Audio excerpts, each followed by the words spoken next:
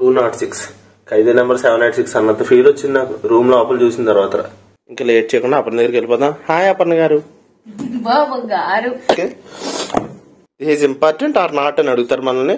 మాకు దగ్గరికి వెళ్తే అని కనిపిస్తుంది. ఓకే ఓకే ఓకే కమాన్ కమాన్. ఇక్కడ కూర్చుని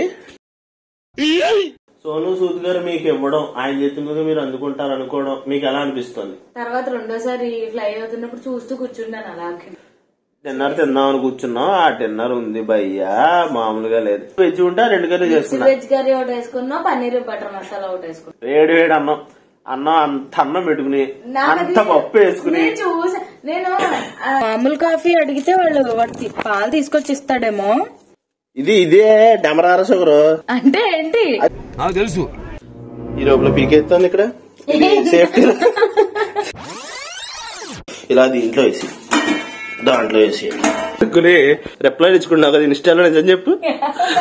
bye bye bye bye bye bye.